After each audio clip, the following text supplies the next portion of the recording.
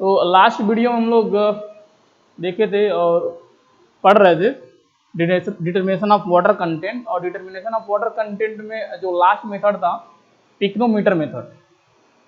तो pycnometer method, उसमें pycnometer में हम लोग याद क्या करना है कि कितने कौन कौन से स्टेज होते हैं और किस स्टेज में वेट का अरेंजमेंट हम लोग क्या क्या लेते हैं पिक्नोमीटर के अंदर, यानी W1, W2, W3, W4, ये याद रखना बहुत इंपॉर्टेंट है। और W1, W2 और W3 और W4 के बेसिस पे जो हम लोग वहाँ पे फार्मूला ड्राइव करते हैं और फार्मूले के बेसिस पे डायरेक्ट वाटर कंटेंट की वैल्यू हम लोग निकालते हैं। आज हम लोग पढ़ने वाले हैं कि स्पेसिफिक ग्रेविटी अगर सोइल सैंपल का निकालना है तो किस तरह से हम लोग निकालेंगे, किस तरह से फाइंड आउट करेंगे, उसका क्या फार्मूला होगा। तो हम लोग पढ़ते हैं specific gravity of soil and determination of specific gravity.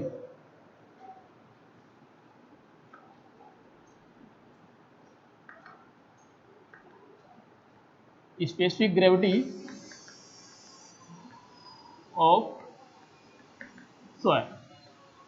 तो specific gravity of soil solid, हम लोग दो स्पेसिफिक ग्रेविटी पढ़े थे फेज डायग्राम में। एक तो होता था specific gravity of soil solid और दूसरा होता है आपका मास स्पेसिफिक ग्रेविटी। तो हम लोग यहाँ पे पढ़ रहे हैं specific gravity of soil solid, यानी जो हम लोग डिनोट करते हैं कैपिटल जी, कैपिटल जी। तो इसमें याद क्या रखना है, specific gravity of soil can be computed by with the use of 50 ml density bottle, density bottle। तो इसका यूज करके हम लोग निकालते हैं। और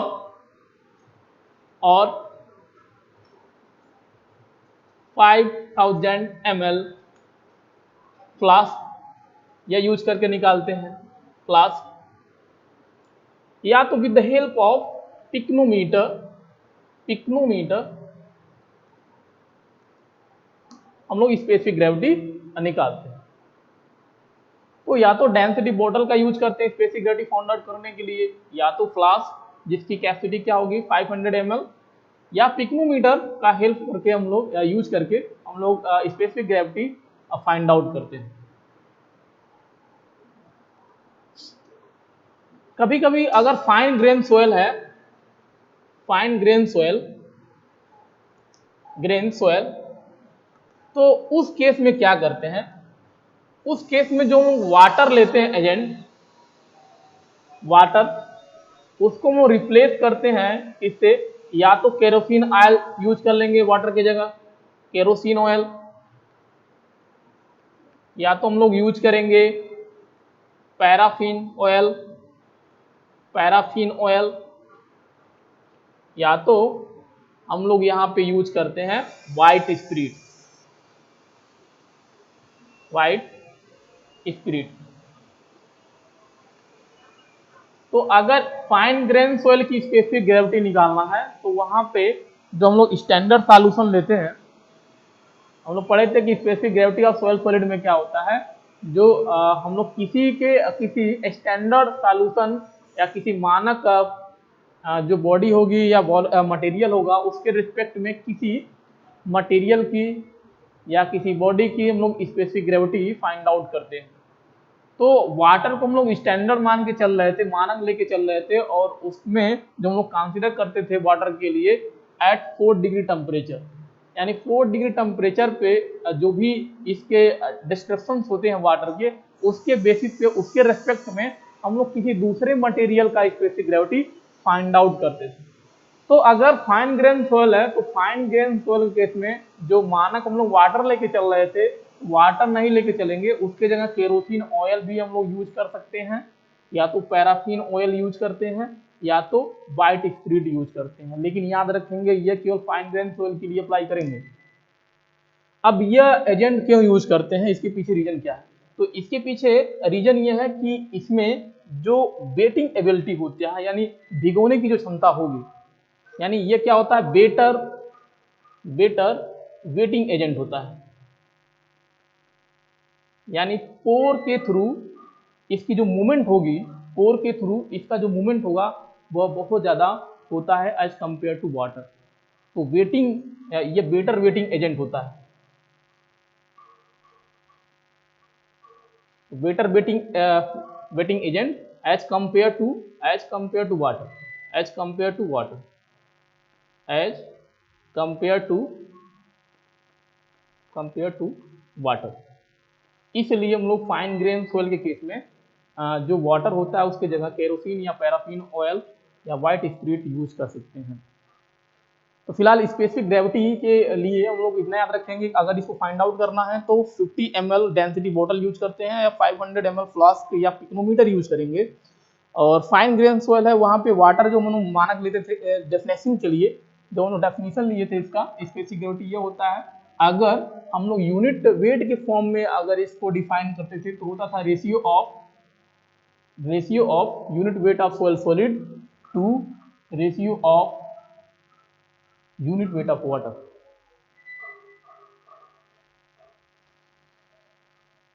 दूसरा जो हम लोग डेफिनेशन पढ़े थे, दूसरा डेफिनेशन हम लोग पढ़े थे वेट ऑफ सोयल सॉलिड, हम लोग पढ़े थे define as the ratio of weight of soil solid in any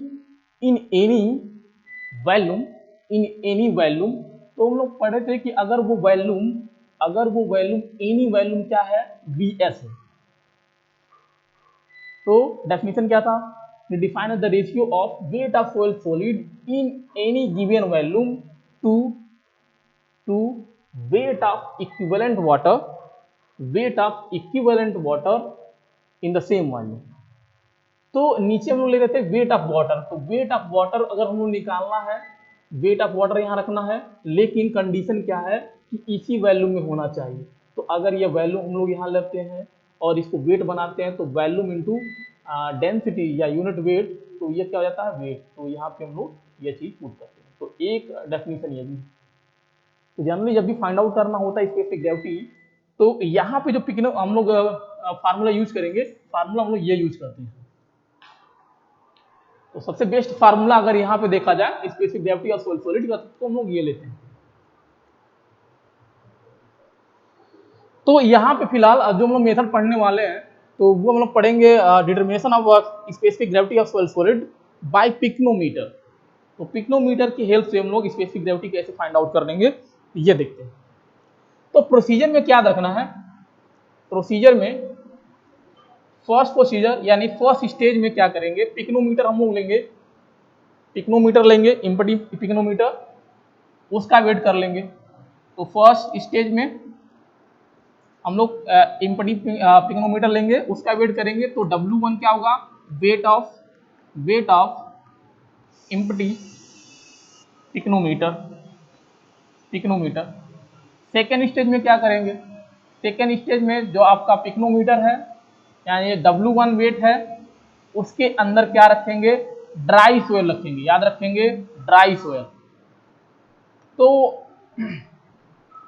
इससे पहले जो हम लोग पिक्नोमीटर यूज किए थे for determination of water content, तो उसमें डिफरेंट और इसमें क्या डिफरेंट है, तो इसमें सबसे बड़ा डिफरेंट यही है कि उस मेथड में जब हम लोग वाटर कंटेंट निकालते हैं तो वहां पे वेट सोयल लेते हैं, लेकिन जब हम लोग स्पेसिफिक ग्रेविटी निकालते हैं तो वहां पे हम लोग ड्राई सोयल लेते हैं। तो याद रखेंगे ये सोयल क्या होना चाहिए, ड्राई सोयल, यानी ओवन पे रख के 105 से 110 डिग्री टेम्परेचर तक गर्म करने के बाद जो सोयल आएगा वो यहाँ पे पुट करेंगे, तो ये ड्राई सोयल।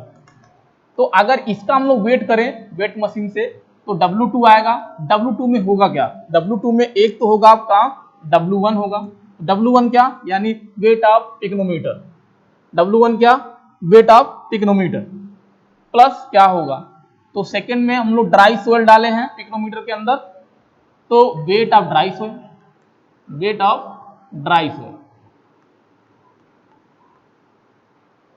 थर्ड स्टेज में क्या होगा, सेकेंड अरेंजमेंट है, सेकेंड जो अरेंजमेंट है यानी यहाँ पे ड्राई सोयल था तो ड्राई सोयल हो गया, उसका हम लोग अगर वेट लेके चले तो उसका वेट क्या होगा, WS या WD।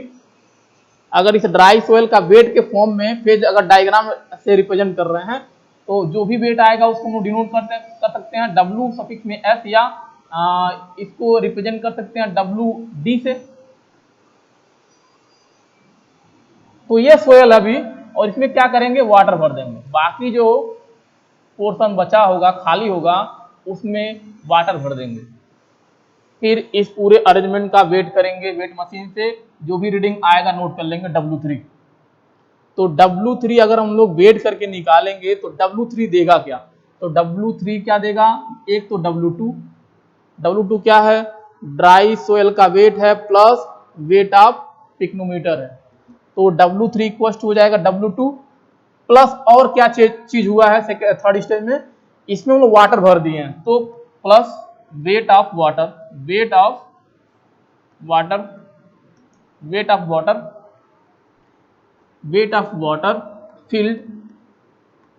filled in remaining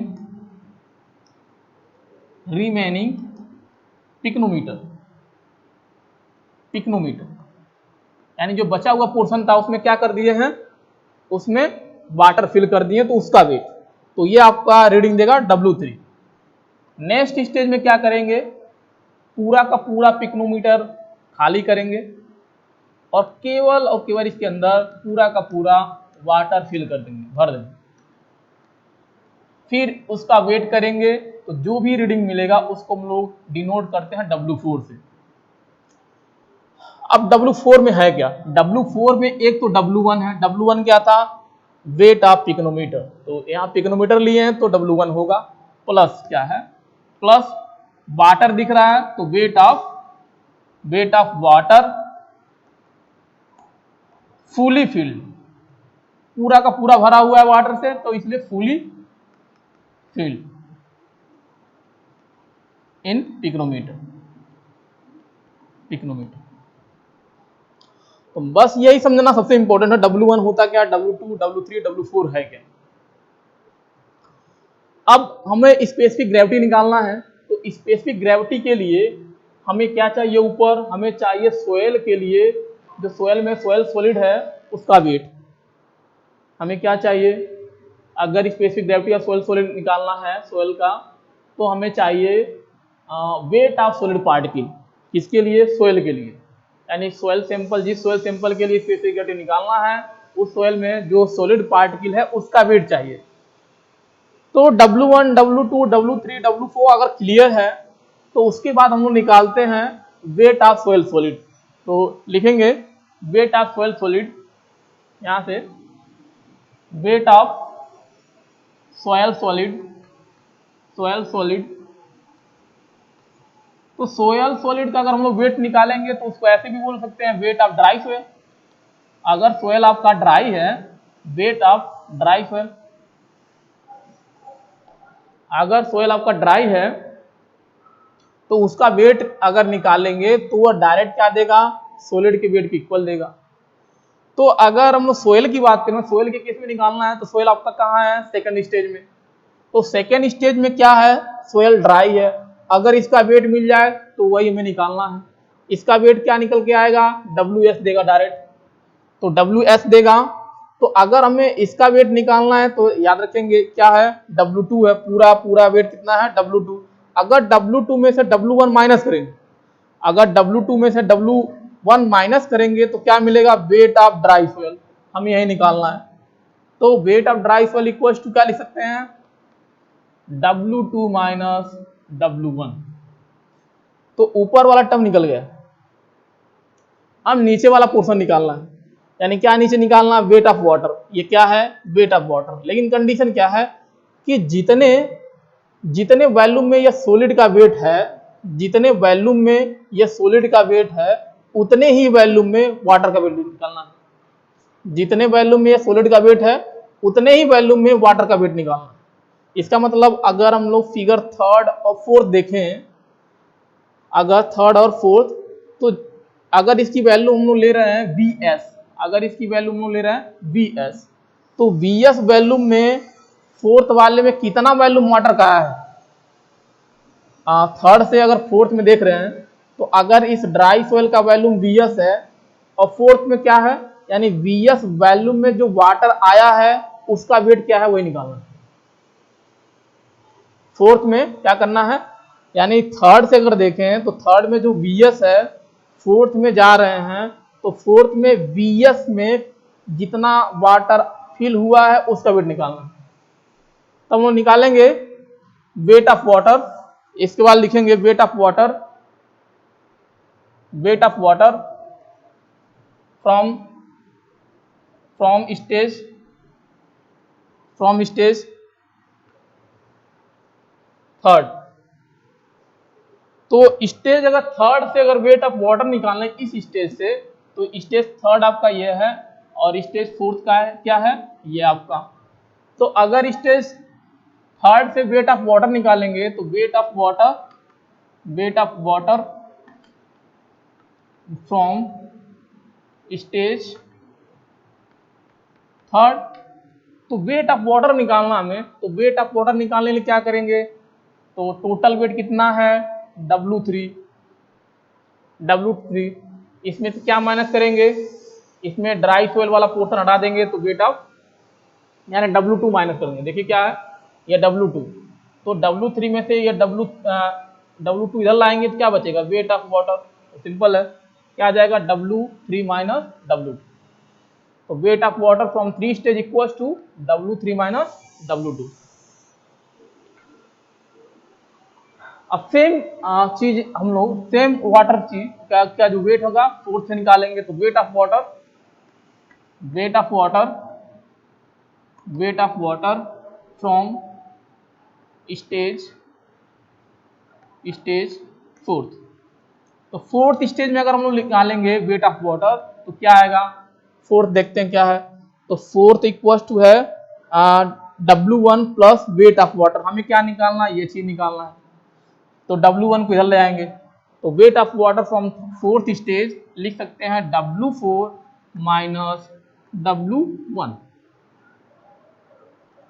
अब ध्यान देंगे, अगर W4 में से क्या करें, W4 वाला जो स्टेज है इस वाले स्टेज जो भी आया है वेट ऑफ वाटर यानी W4 माइनस W1, अगर इसमें से ये वाला टर्म्स माइनस कर दें, यानी अगर हम इसको मान लें इक्वेशन फर्स्ट और इसको एज्यूम कर रहे हैं इक्वेशन सेकेंड, अगर इक्वेशन 2 से इक्वेशन 1 माइनस करेंगे तो क्या आएगा, तब भी आएगा आपका वेट ऑफ वाटर। क्यों, क्योंकि दोनों वेट ऑफ वाटर ही।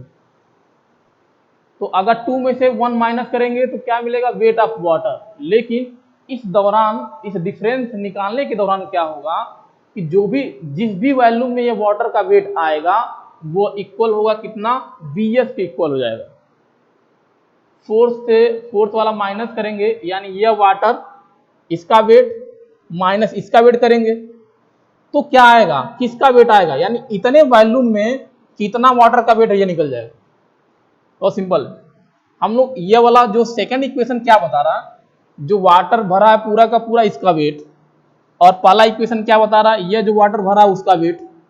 तो दोनों को अगर इक्वेशन 2 माइनस 1 करेंगे तो क्या आएगा, इतने वॉल्यूम में जितना वाटर भरा है उसका वेट, और वही यहां लिखना होता है answer.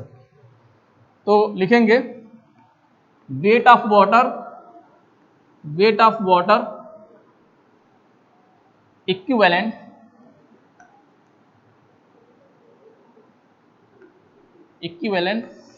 in same volume of soil solid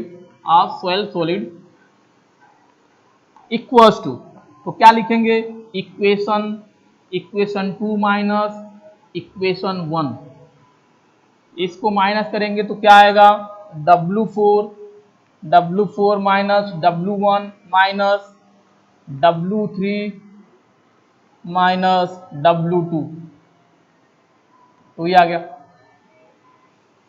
अब हमें स्पेसिफिक ग्रेविटी निकालना है, तो स्पेसिफिक ग्रेविटी क्या करेंगे WS डिवाइड बाई ये वाली वैल्यू। तो WS हम लोग यहाँ निकाल चुके हैं। अगर इसको हम लोग एज्यूम कर रहे हैं, सपोज करिए इक्वेशन कोई भी इक्वेशन A कर लीजिए और यहाँ पे जो भी वैल्यू आया आप इसको B कर लीजिए, तो लिखेंगे specific therefore specific gravity of soil solid. अगर स्टार्टिंग में जो आप वैल्यू निकाले थे ये क्या दे रहा है WS देगा। अगर ये इक्वेशन आपका A है और अभी जो निकालना है डिफरेंस ये इक्वेशन आपका B है, तो specific gravity of soil solid निकालने के लिए क्या करेंगे, ये फार्मूला आपको रखना पड़ेगा और इस फार्मूले के अकॉर्डिंग अगर देखेंगे तो equation A divide by equation B हो जाएगा आंसर। तो लिखेंगे therefore specific gravity of soil solid, therefore specific gravity of soil solid capital G equals to capital G equals to तो क्या हो जाएगा, capital G equals to W2 minus W1 A equation A divide by equation B। तो B equation क्या है, W4 minus W1 minus W3 minus W2। ठीक है, तो ये डायरेक्ट इक्वेशन है जिससे डायरेक्ट आप स्पेसिफिक ग्रेविटी निकाल सकते हैं। बस आपको याद क्या रखना पड़ेगा, याद ये रखना पड़ेगा W1 क्या होता है, W2 क्या होता है, W3 क्या होता है, W4 क्या होता है। इसको और थोड़ा सा मॉडिफाई करेंगे तो आएगा W2 minus W1 divide by W4 minus W1, और यहाँ पे लिख सकते हैं आप, इसको ब्रेक करेंगे तो W2 प्लस हो जाएगा, तो प्लस W2 माइनस W3, तो यह आ जाएगा आपका इक्वेशन। ये भी G आप इससे निकालें तो यह इक्वेशन डायरेक्ट आपको स्पेसिफिक ग्रेविटी सोयल के लिए निकाल के वैल्यू आपको दे देगा पिक्नोमीटर मेथड से। तो यह इक्वेशन आपको याद रखना पड़ेगा।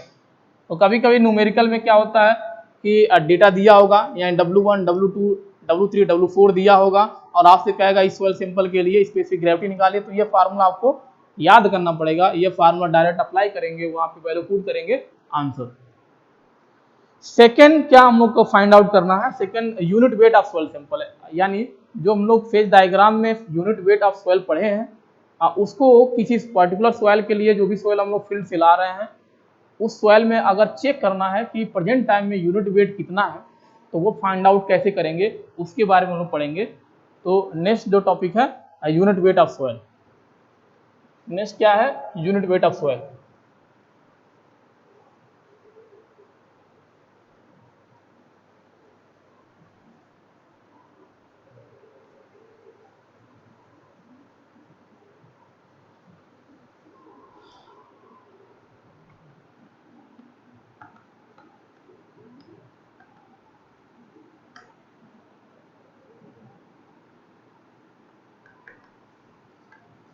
तो यूनिट वेट ऑफ सोयल, इसके भी निकालने के बहुत सारे मेथड्स हैं, उसके बारे में पढ़ेंगे। तो unit weight of soil can be computed by any one of the following method. First method core cutter method, first method core cutter method.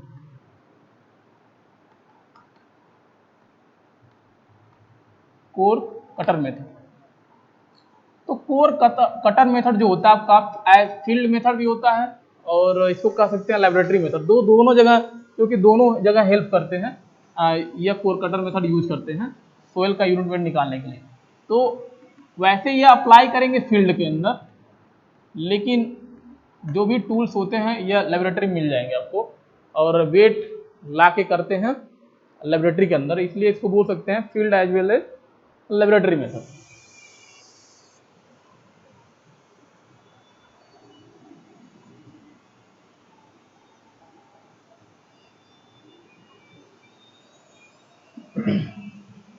अब इसमें प्रोसीजर की अगर बात करें, प्रोसीजर कैसे अप्लाई करेंगे, तो बहुत सिंपल है। जो भी कोर कटर होता है, यानी इसमें जो कोर कटर मेथड में कोर कटर जो होगा, तो यह क्या होता है, यह टूल्स होता है, यह टूल होगा। तो कोर कटर मेथड में हम लोग क्या करते हैं, जो कोर कटर होगा उसको फील्ड में ले जाएंगे और सोयल में क्या करेंगे, पंच करेंगे, उसके बाद उसको बाहर निकालते हैं। तो फर्स्ट इसका स्टेप क्या हो जाएगा, कोर कटर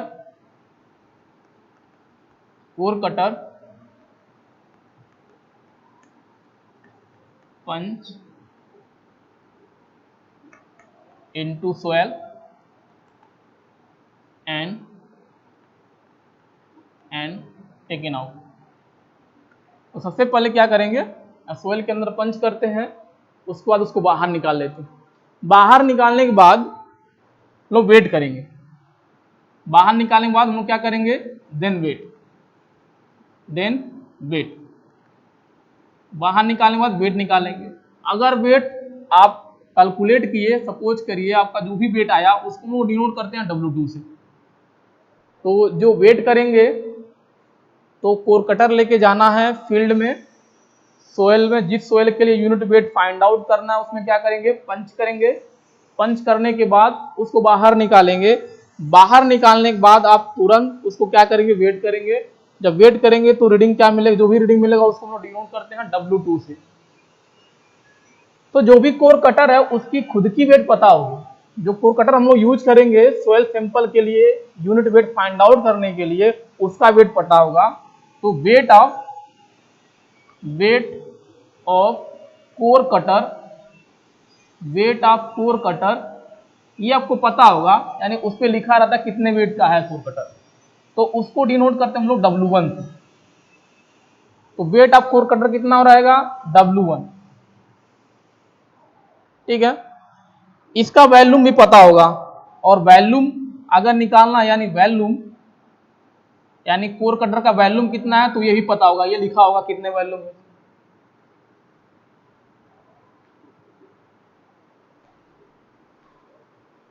तो कोर कटर में लिखा होगा 1000 सीसी का है, 600 सीसी का है, तो यह वैल्यूम लिखा होगा, यानी कोर कटर का वैल्यूम कितना है लिखा होगा। तो उसको हम लोग एज्यूम कर ले रहे हैं कैपिटल V। अब डायरेक्ट यहां से निकालेंगे यूनिट वेट ऑफ सोयल। तो बल्क यूनिट वेट आप सबसे पहले निकालेंगे, बल्क यूनिट वेट। तो बल्क यूनिट वेट को हम लोग डिनोट करते हैं गामा सफिक्स में B से, बल्क यूनिट वेट। और गामा सफिक्स में B इक्वल टू होता है total weight of soil sample, total weight of soil sample divide by total volume of soil sample,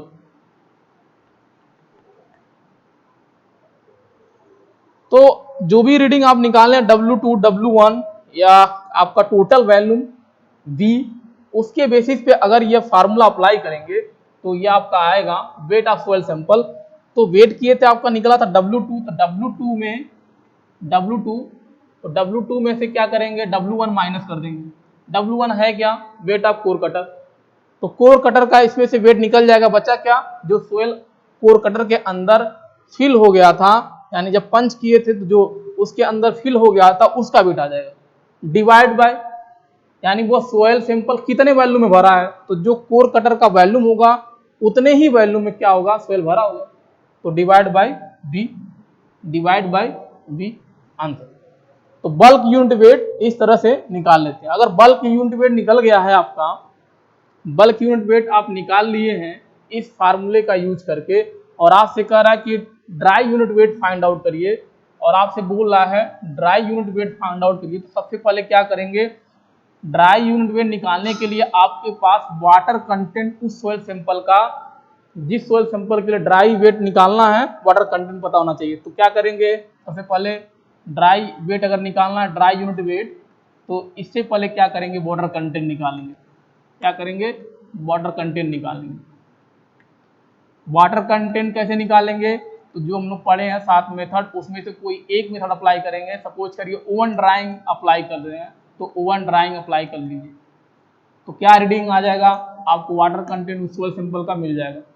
तो ड्राई यूनिट वेट हम लोग जानते हैं, dry unit weight equal to bulk unit weight divide by water content, 1 plus water content answer. ये formula apply करेंगे, dry unit निकल जाएगा।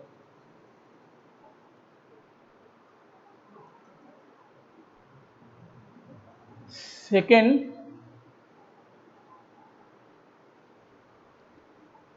एक पॉइंट और याद रखेंगे कोर कटर मेथड के लिए, core cutter method is not suitable for, note करके याद रखेंगे, core cutter method not suitable for gravel and coarse sand। तो इसके लिए अप्लाई नहीं करते हैं, तो किसके लिए अप्लाई करते हैं? इट इज सुटेबल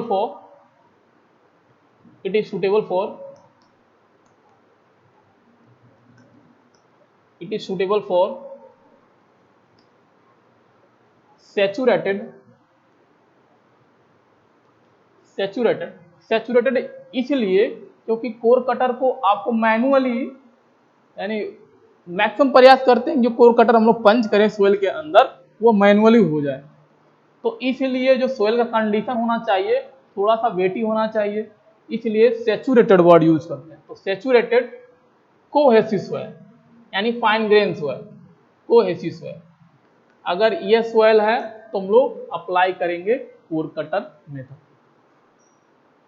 सेकेंड जो मेथड है फील्ड मेथड आपका वाटर डिस्प्लेसमेंट मेथड,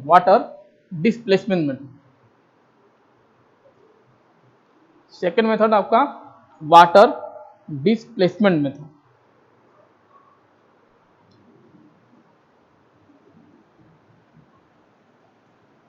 तो second method water displacement method